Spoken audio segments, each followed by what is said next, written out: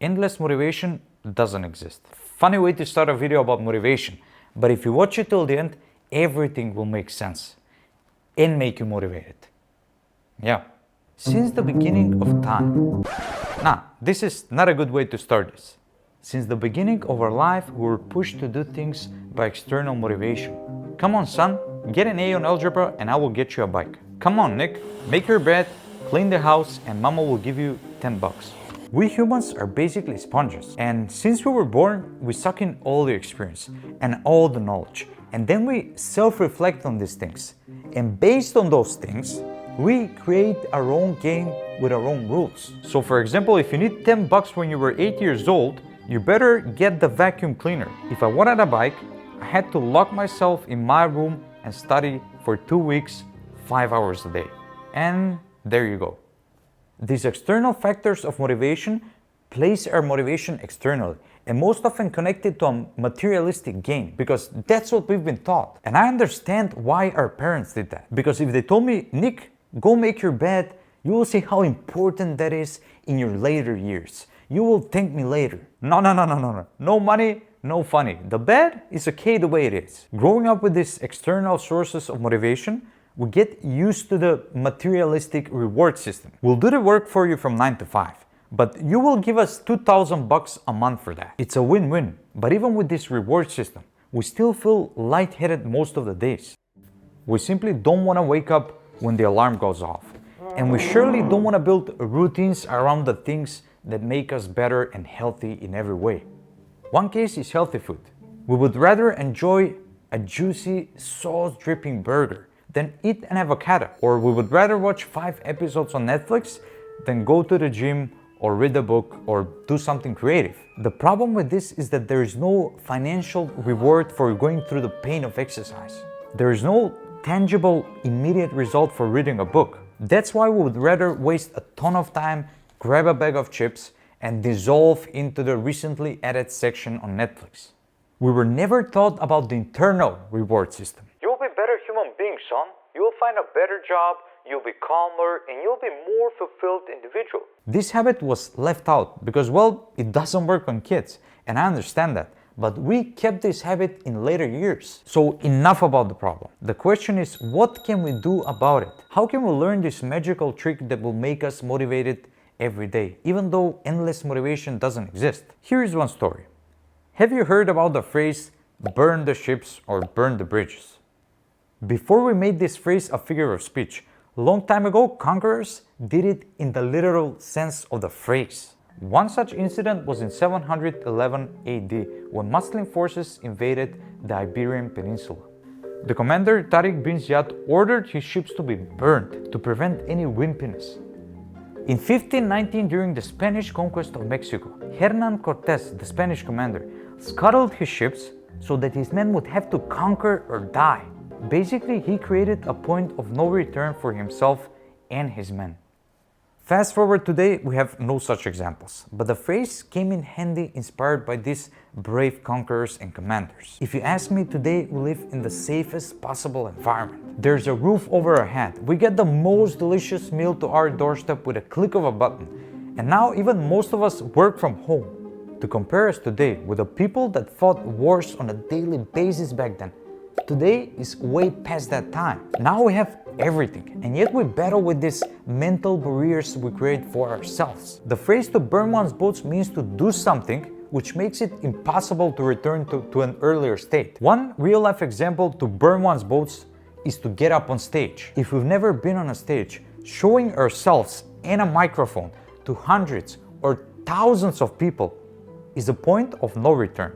We may feel extremely anxious because of the thought of stuttering or simply forgetting our speech. Even worse, paralyzing ourselves speechless. Sorry for putting so much ideas of failing a public speech, but this is an example of what it means to burn one's boats, a point of no return. When we compare burning the actual boats and going into battle to conquer or die with public speaking, shows just how much we've debilitated our mental state. Of course, we don't need to burn any bridges or boats today, but I think those warriors back then would find it funny comparing public speech with going into battle and dying. To burn the bridges or boats, whatever you want to call it, can be used in any of our daily struggles. Another good example is running. As soon as you put on the shoes, get dressed and go out.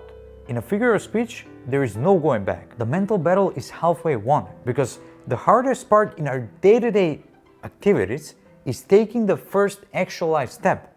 There's also a Japanese trick that makes it easier for us to start, for which I made a whole video about that should pop up in the right corner, I think here or here.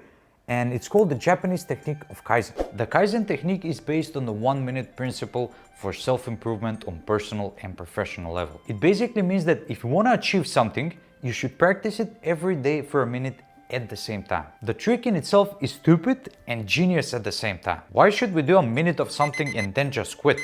It's because the first step is the most important one to get going, and it's the actual step that will burn the bridges. Another example to burn the bridge is to quit your job. It's just a figure of speech, not an actual motivation to make you quit your job. To quit your job means that you cannot come back tomorrow and ask for it back. It's done. The bridge smells like burnt oak and it's on the bottom of the river. The thing about burning bridges is that it portrays us to a whole new situation that makes us vulnerable from all sides. For example, quitting your job makes your present and future insecure because there will be no more Benjamins piling in your bank account. It also shakes all of our commodities, like having a home or putting food on the table. That's why it's so risky to burn the bridges. It makes us weak from all sides and it destroys our comfortable bubble we've built over our existence. I call it throwing ourselves in the fire. The simple trick of throwing ourselves in the fire or burning the boats, burning the bridges, whatever you want to call it, works like a magic.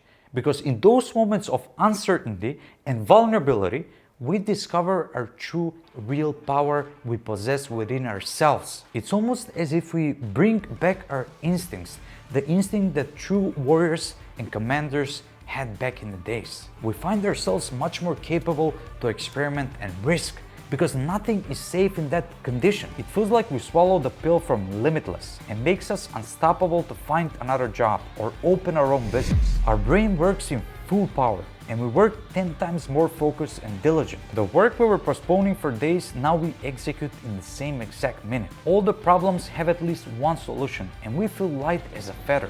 And yet, we are not safe at all. This feeling of uncertainty is the high we are missing in our day-to-day lives. The fire that burns below our feet proves that anything can be shaken and destroyed. And in those moments of uncertainty, we are capable to turn chaos into order. I can say with certainty that you watching this right now have some bridges and boats to burn that make you uncomfortable. But when you do, you'll be much more happier and successful later on. It may be a conversation you've been avoiding with a loved one, with a family member, or maybe a speech you've been prolonging so much to do, or maybe even a business idea you've been juggling with for years. Knowing all this, believe me, throw yourself out in the fire. Burn the bridges that connect your comfort zone with the life you want to live. But make sure you're on the other side of the bridge. This simple yet terrifying phrase or trick will open new doors and new reality. I'm not saying it will be rainbows and sunshines, but maybe we've been seeing rainbows and sunshines for so long that we forgot that storm exists. We shouldn't shrink because of our comfort. We should expand because of our discomfort. When you sense that there is a bridge to be burned, like an opportunity to speak in front of a crowd, but you've never done that before, you will make a huge mistake by refusing to burn that bridge. This comfortable bubble over the years gets stronger and stronger. It can get so strong that the bridges now are resistant to fire. And now you need the dynamites. I've noticed as the years go by, we get more and more comfortable because we get to a place where everything is familiar. The same house, the same apartment, the same wife, the same girlfriend, boyfriend, the same job, the same routines. And we fall in this rut. A simple thing of taking on a new course may become as hard as opening a new business. The weight becomes heavier and heavier to pick, and we have to remind ourselves that we need to get comfortable being uncomfortable. That's where the real personal, spiritual, and financial growth is crafted. All I'm saying to you, and to myself too, dare to experience more by getting out of that warm blanket. The liveliness and present moment is on the other side of uncertainty. We can meditate all we want or do breathing exercises, but if we don't practice uncertainty by burning the safety boats, we will succumb to the comfort of our own making.